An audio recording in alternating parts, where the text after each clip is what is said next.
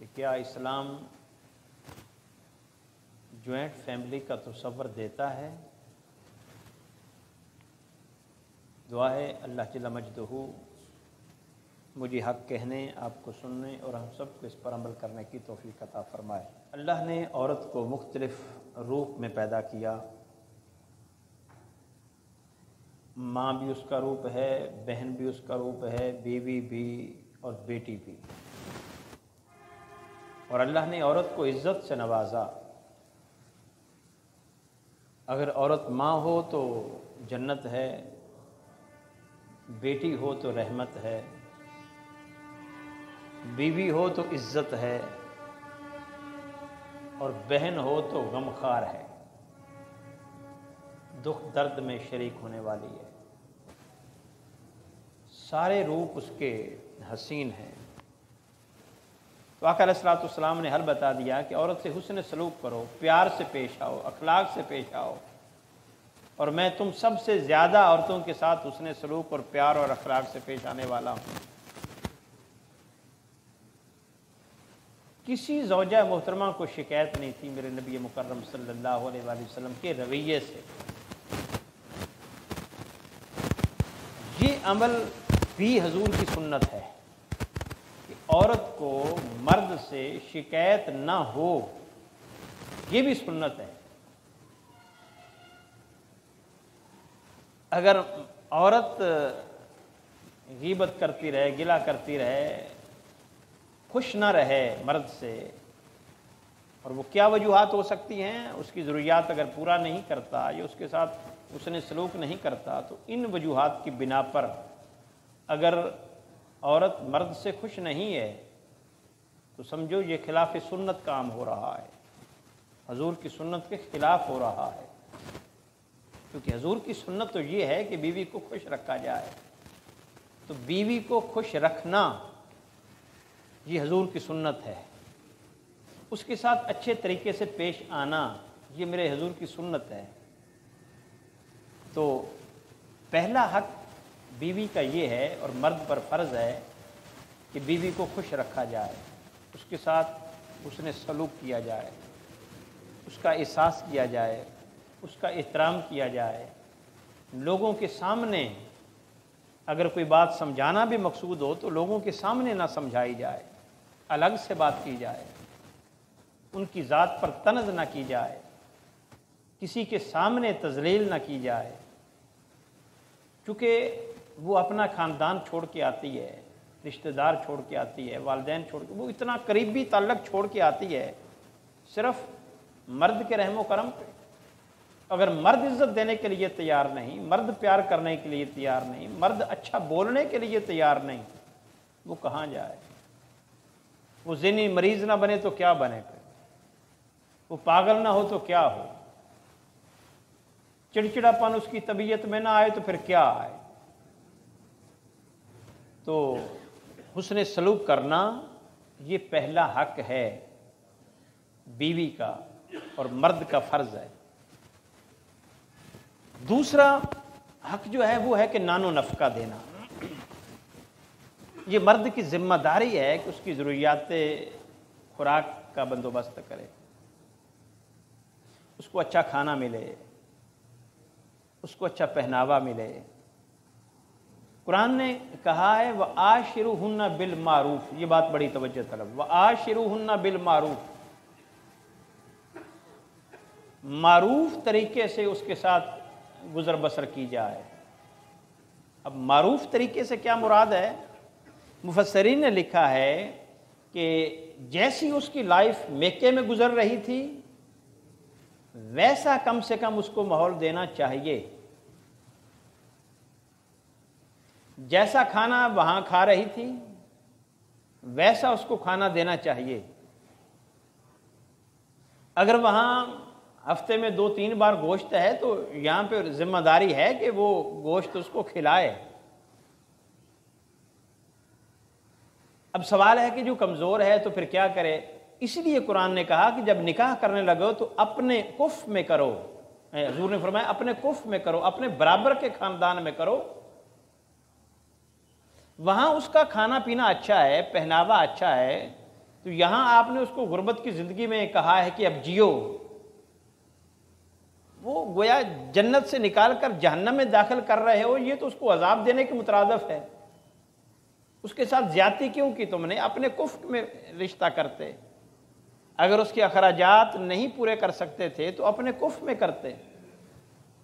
बल्कि यहां तक है, अगर वो अपने मेके में नौकरानियां काम करती हैं उसके मेके में और वो काम नहीं करती, तो अब ये लाजम उस पर नहीं है कि खानदान घर में नौकरों की तरह काम करे।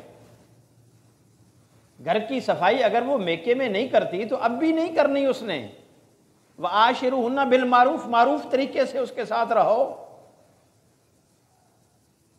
हम हर बात कुरान में और हर बात हदीस में मिसाल मांगते हैं, तो ये इसकी वजाहत देखो तो सही। वह आशिरुहुन्ना बिल मारूफ, मारूफ तरीके से, तो मारूफ से उसके खानदान का देखा जाएगा तर्ज जिंदगी। अगर वहां नौकरानी घर का काम करती हैं तो आप नौकरानी रख के दो उसको। अगर इस्तिताअत नहीं तो उस घर में शादी क्यों की थी? चाहते हो मॉडर्न और पढ़ी लिखी लड़की मिले, लेकिन उसके अखराजात बर्दाश्त करने के काबिल हो, करो। अगर नहीं हो तो फिर किसी गरीब खानदान में कर लो।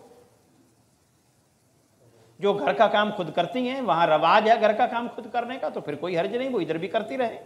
लेकिन अगर उनमें उनके घर में कपड़े धोना या सफाई करना या बर्तन मांजना रवाज नहीं है, अब आप औरत को मजबूर शरई तौर पर नहीं कर सकते कि यहां वो सारा काम करे। करेंगे तो गुनाहगार होंगे, उसका हक मारेंगे। वो उसकी आदी नहीं है, मामलात खराब होंगे, नौबत तलाक तक जाएगी, या सारी जिंदगी तुम्हारी जिंदगी पे वो रोती रहेगी बेचारी, अपने आप पे रोती रहेगी कि मेरे साथ क्या जुल्म कर दिया गया है। तो उस पर यह जुल्म न किया जाए। अगर घर में एसी था मेके में, तो अब एसी लगवाकर दो उसको। नहीं दे सकते तो फिर उसके साथ शादी ना करते। पता चल जाता है ये खानदान कैसा है। इस्लाम कुफ्र कहता है अपने बराबर के जोड़ के लोगों में शादियां करो। वहां वो एसी में रहती थी, यहां उसको एयर कूलर भी नसीब नहीं है, तो वो क्या आपसे मुतासर होगी? यहां खुश रहेगी? वो अपने खानदान को छोड़कर आई है, बेहतर तो यहां से बेहतर इसको माहौल मिले। वहां खुला घर था, यहां भी दो। और यहां पे एक बात आ गई, जैसा वहां उसका पहनावा था, लिबास वगैरह, वो उसको दिया जाए। जैसा वहां खाना था वो उसको दिया जाए। जैसी वहां रिहाइश थी वो उसको दी जाए। अब आगे है तीसरी जिम्मेदारी है रिहाइश देना, नानो नफका देना। अब नानो नफका में एक ये बात ये भी आ जाती है कि फिर उसको बर्तन मुहैया किए जाएं। जैसा बेड वहां इस्तेमाल करती थी वैसा बेड उसको लेकर दिया जाए। लेकिन हम तो बड़ा आसान कर देते हैं ना कि उस तरह का बेड लेकर आओ। वो जहेज पे पिछले जुमे बात हो गई। बेड लेकर आना उसकी जिम्मेदारी नहीं है, बल्कि जहेज लानत है, ये खिलाफे सुन्नत है। इस पर बात हो चुकी पिछले जुमे। तो अब उसको उस तरह का बेड बनाकर दो। वैसी अलमारियां जिसमें कपड़े रखा करती थी वैसा माहौल दो उसको। अब ये जिम्मेदारी है, शरई जिम्मेदारी है, ये फरैज में आता है। और तीसरी चीज रिहाइश का इंतजाम करके देना। अब जैसा वहां घर था उस लेवल का तो कम से कम होना चाहिए तुम्हारा घर भी। अगर उससे लो लेवल है तो फिर वो बेचारी सारी जिंदगी रोती रहेगी अपने मुकद्दर पर, अपनी किस्मत पर, या मजबूर करके उससे शादी करवाई गई उसको। वो किस खुशी से, वो तो चाहती है मेके में जैसा घर है उससे बेहतर घर मुझे मिले। और अच्छा घर होना ये इंसान की खुशकिस्मती में से है। मेरे हजूर अलैहिस्सलातु वस्सलाम ने फरमाया 3 चीजें इंसान की खुशकिस्मती में से हैं। 3 चीजें, एक अच्छा घर, अच्छी सवारी और अच्छी बीवी। अगर ये 3 चीजें उसको मुयस्सर हैं तो बहुत खुशकिस्मत इंसान है। उसकी जिंदगी में खुशी आएगी, उसकी जिंदगी में सुकून आएगा, वो कामयाब इंसान है। ये 3 चीज़ें इंसान के पास होनी चाहिए, ये खुशकिस्मती में से। तो अगर जैसा वहाँ था उससे बेहतर मिलना चाहिए उसको, अगर बेहतर नहीं तो वो जैसा तो मिले। इसीलिए इस्लाम ने एक हक महर के हवाले से एक पॉइंट लिखा है कि पाबंदी तो नहीं है कि हक महर कितना हो, कम से कम की है, ज़्यादा से ज़्यादा की नहीं। लेकिन अगर तय नहीं किया तो अब बाद में तय करने लगे हैं तो कितना करें। अब यहाँ भी मारूफ तरीके से जितना उसके ख़ानदान में हक महर चलता है, उसकी बहनें जितना ले चुकी हैं, उसकी कज़न्स जितना ले चुकी, करीबी रिश्तेदारों में उसके ख़ानदान में जितना हक महर चलता है वो दें अब। और मुकर्रर करते हुए भी हक महर ये नहीं बस शरी दे देना चाहिए जी, शरी लिख लें जी, ये क्या बात हुई। अपनी इस्तिताअत के मुताबिक दे और उसके ख़ानदान में जितना चलता है उतना दे। हम तो लो फिगर पे जाते हैं ना, आजकल भी कम से कम 7,000 है शरी, कम से कम 3.25 तोले चांदी के बराबर, 7 से 8,000 के करीब होगा। तो इससे ज़्यादा जाना चाहिए आगे। अब कितना जाना चाहिए? जितना मारूफ है। मारूफ का क्या मतलब है? जितना उनके ख़ानदान में ऑलरेडी चल रहा है। तो वो सारी चीज़ें उसकी जिम्मेदारी हैं कि जैसा वो घर में रहती थी बेके में, वैसा माहौल उसको दिया जाए। अब है कि रिहाइश दी जाए, अब रिहाइश भी उससे बेहतर या उस जैसी हो। अब सवाल है कि क्या उसको वालिदैन के साथ रखा जाए या अलग कर दिया जाए। अब जॉइंट फैमिली का इस्लाम में क्या तस्वर है? मैं समझता हूं कि इस्लाम ने इस हवाले से कोई पेटेंट उसूल नहीं दिया, कोई कानून नहीं दिया कि ऐसे आपने रहना है। हालात को मद्देनजर रख के आप फैसला कर सकते हैं जो बेहतर हो। लेकिन आइडियल सूरत हाल जो है वो ये है कि बीवी को ब्याह करके जब लाया तो उसको अलग रखा जाए। ये आइडियल सूरत हाल है। आप कहेंगे आइडियल कैसे हो गई? इस पर कोई दलील? वो दलील ये है कि जब हजूर नबी मुकर्रम सल्लल्लाहु अलैहि वसल्लम ने अपनी बेटी फातिमा का निकाह किया था हज़रत अली से, उनको कहा था कि आप अलग घर में रहो, अलग घर में रहे थे। हालांकि हजूर के यहाँ तो बेटा नहीं था और हजरत अली को आपने ही पाला था, आपने ही परवरिश की थी, आपने ही जवान किया था। आप घर दामाद रख लेते। बेटी से भी बहुत प्यार था। अब बाकियों की तो शादी हो गई थी, तो एक ही बेटी थी, एक ही बेटा था। हजरत अली को बेटों जैसा रखा, कज़न थे वैसे, लेकिन आपने परवरिश उनकी बेटों जैसे की, तो घर रख लेते। हजूर का अमल सुन्नत है ना हमारे लिए। हजूर जो काम करें वो भी सुन्नत, जो कह दें वो भी सुन्नत। जो मेरे नबी मुकर्रम सल्लल्लाहु अलैहि वसल्लम के सामने अमल हुआ है, आप उस पर कमेंट नहीं कर रहे, खामोश रहें, वो भी सुन्नत। तो फिर इसको क्या दर्जा देंगे? बच्चों को अलग घर देना या उनको अलग रखना, इसको क्या कहेंगे? सुन्नत। आप सुन्नत कहते नहीं, कह सकते नहीं, क्योंकि हम ऐसा करते नहीं। हम शरीयत में भी वो चीज़ें मारूफ और उन पर जोर देते हैं जो हम करते हैं, जो हमारे यहाँ चलती हैं। जो चलती नहीं हम वो कहते नहीं। मौलवी साहब भी वो नहीं कहते जी सारे ते गाड़ी रखी है इन्होंने कमांगे तो कहेंगे कि जी लो जी दसो असी फिर खिलाफ सुन्नत ही कम कर रहे हैं। लोग कहते हैं तो इसका मतलब है आपने कह दिया कि जिसको घर रखना ये खिलाफ सुन्नत, तो हम खिलाफ सुन्नत ही कर रहे हैं। हमारी सारी जिंदगी को हुजूर की सुन्नत के खिलाफ आपने कह दिया, तो नहीं कह सकते। लेकिन मैं भी ज़बरदस्ती तो आपको कर, मैंने आपके सामने एक आका अलैहिस्सलातु वस्सलाम का अमल मुबारक रखा है, आपकी तवज्जो दिलाई है कि हुजूर अगर चाहते तो घर दामाद रख लेते, रखना चाहिए था, आज के माहौल के हिसाब से नहीं रखा। सईदा फातिमा ज़हरा को नहीं रखा, बल्कि फिर मामला यहाँ तक हुआ जब घर खरीदा गया उनके लिए तो वो दूर था थोड़ा सा, तो आका अलैहिस्सलातु वस्सलाम ने सईदा फातिमा ज़हरा सलामुल्लाह अलैहा से कहा कि बेटा आप अली से कहो घर मेरे करीब ले ले, आप दूर हो मेरा गुजारा नहीं होता। तो कहा सईदा फातिमा ज़हरा सलामुल्लाह अलैहा ने, हुजूर आप जानते तो हैं कि अली के माली हालात कैसे हैं।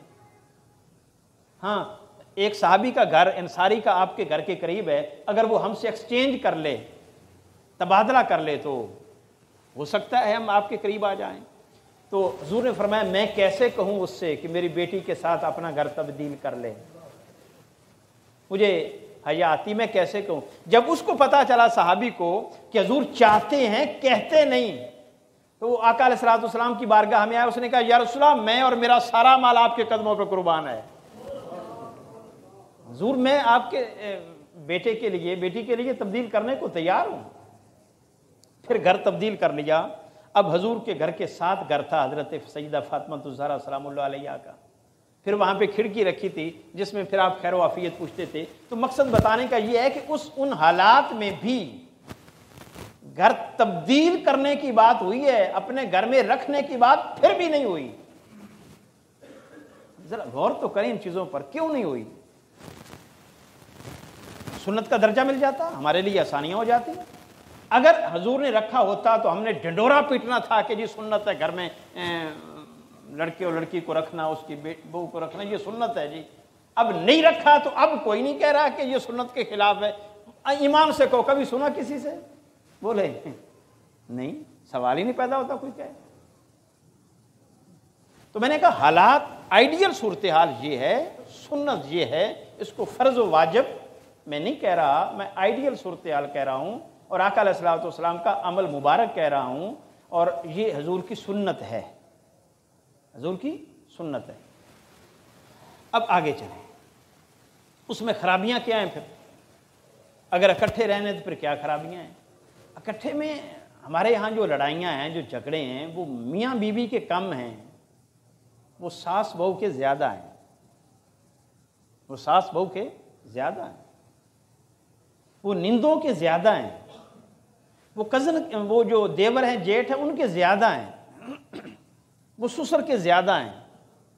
अब वो बेचारी आ जाती है, अब उसने एक के साथ अपने आप को एडजस्ट नहीं करना होता। जॉइंट फैमिली में मर्द के साथ उसने एडजस्ट, उसने सभी के साथ एडजस्ट होना है, चाहे उसके मिजाज का हो या ना हो।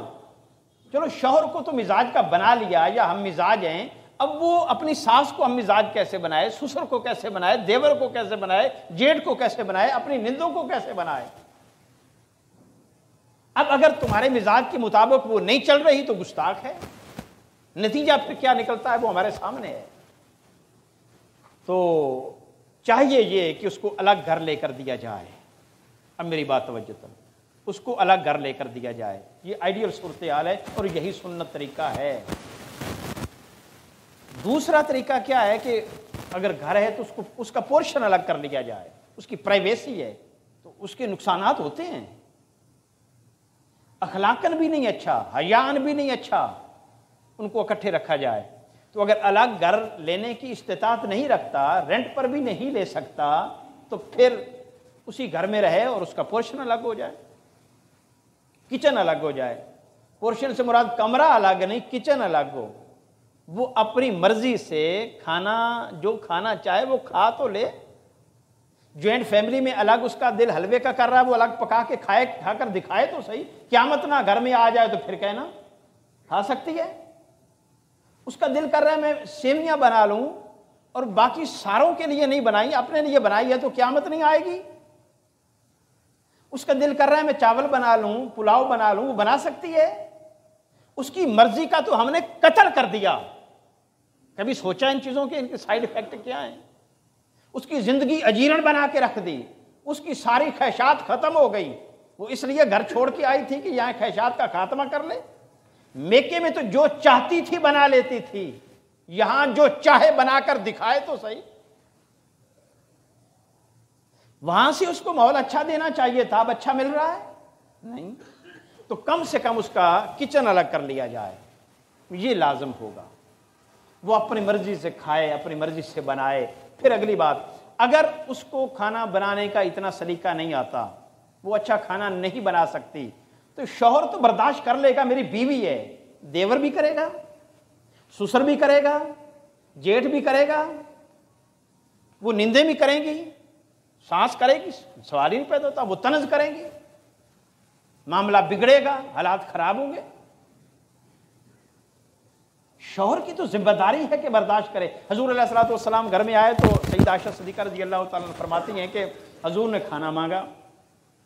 कहती हैं मैंने खाना बनाया था, लेकिन मुझसे कुछ खराब हो गया, अच्छा नहीं बना। अब मैं परेशान हो गई कि हजूर ने खाना खाना है लेकिन वो अच्छा नहीं बना हुआ।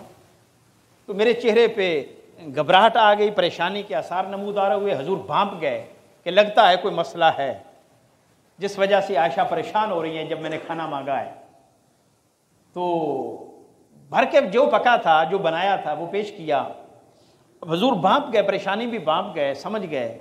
तो शौहर की जिम्मेदारी है कि बीवी के तासुरात से जायज़ा ले ले, तासुरात का जायज़ा ले, फिर समझे उसकी प्रॉब्लम को, ये जिम्मेदारी है। तो खाना अच्छा नहीं था, हजूर के सामने रखा।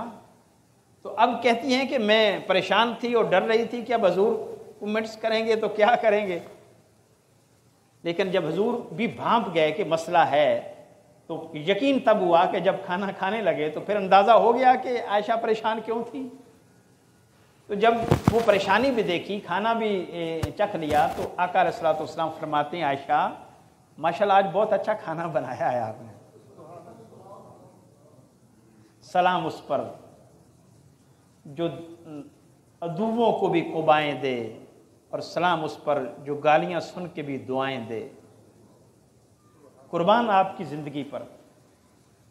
तो हजूर समझ गए कि ये परेशान क्यों, और आका अलैहिस्सलातु वस्सलाम ने परेशान नहीं होने दिया।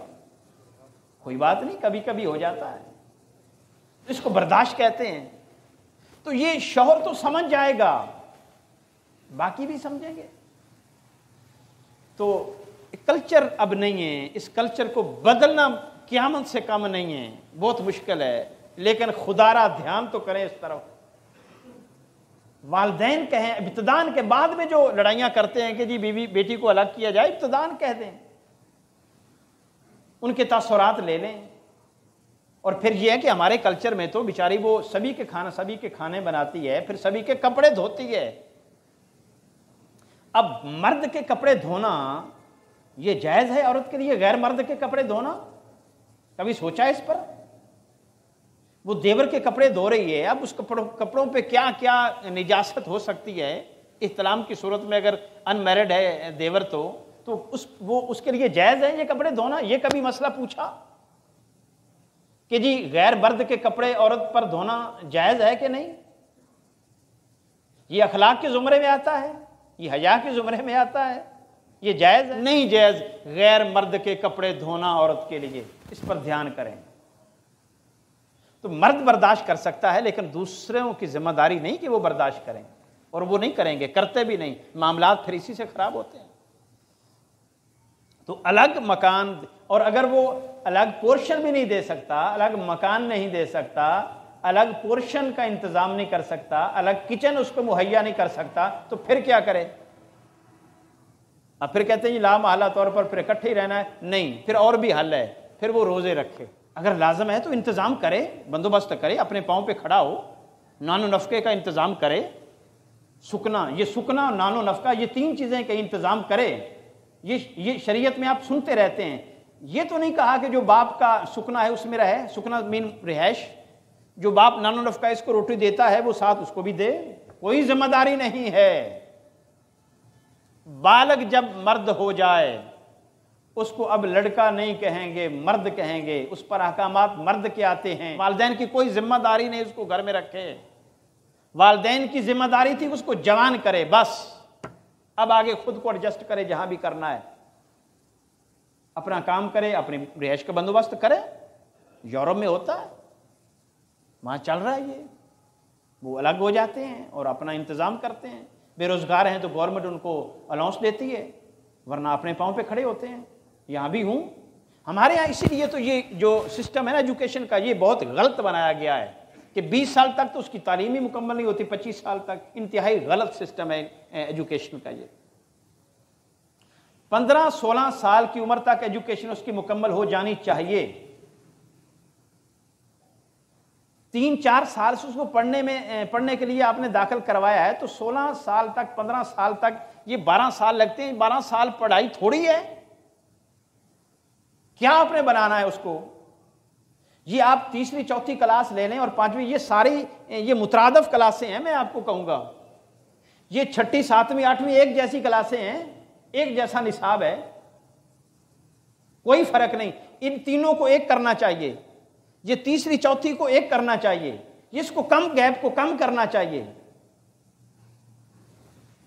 मेरा छोटा भाई हाफिज था, उसने 5 के बाद के 6 के बाद वो 7वीं 8वीं नहीं की, फिर उसने अपना मैट्रिक कर लिया, 1 साल में मैट्रिक कर लिया।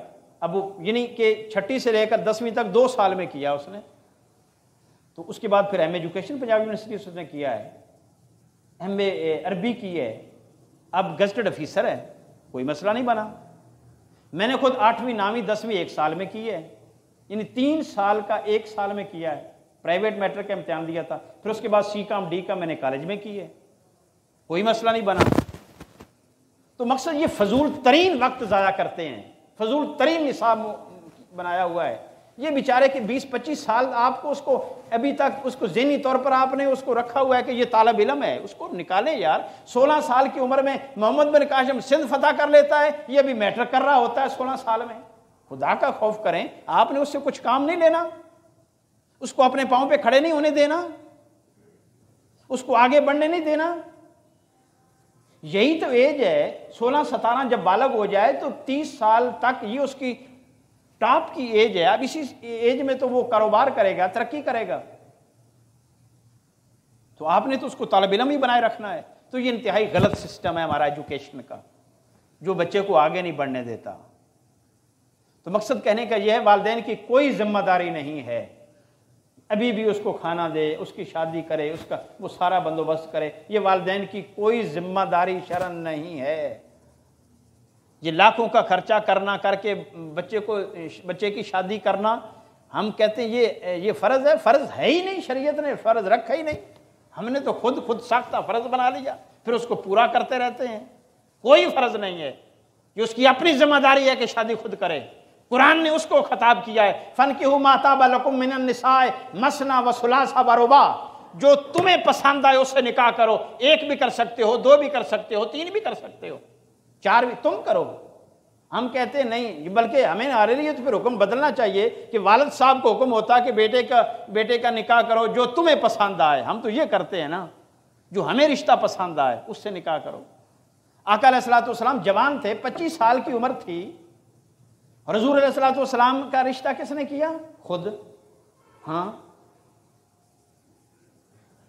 हजरत खतीजतुल कुबरा ने खुद पैगाम भेजा था नबी मुकर्रम सल्लल्लाहु अलैहि वसल्लम के पास निकाह का, और आपकी दोस्त हजरत नफीसा लेकर गई थी।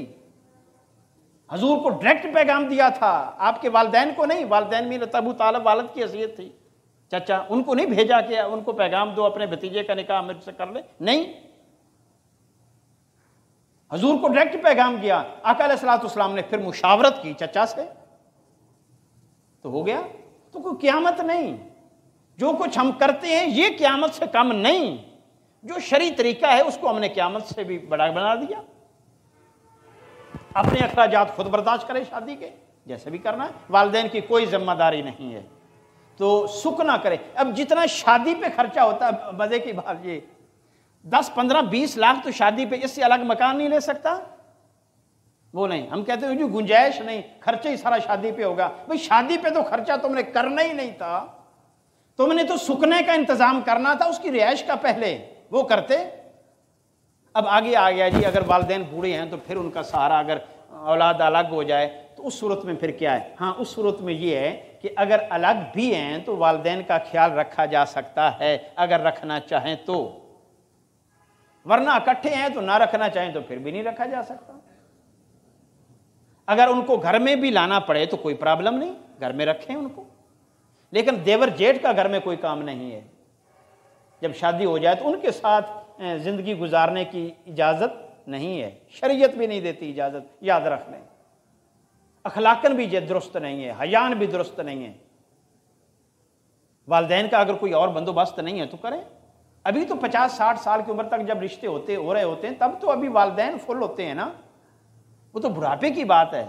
अभी तो वालिदैन उनको अलग करें ना, बाद में फिर एडजस्ट हो जाएं जहां होना है, कोई प्रॉब्लम नहीं। तो ये चीज़ें थी। अब इसके बाद फिर और भी आए, वक्त ख़त्म हो गया है कि बीवी के हकूक़ क्या हैं, इस पर अभी बात होगी। फिर उसके बाद इंशाल्लाह शौहर के हुकूक़ क्या हैं इस पर भी बात होगी। दुआ है अल्लाह जल्ल मजदहू अमल की तौफीक अता फरमाए।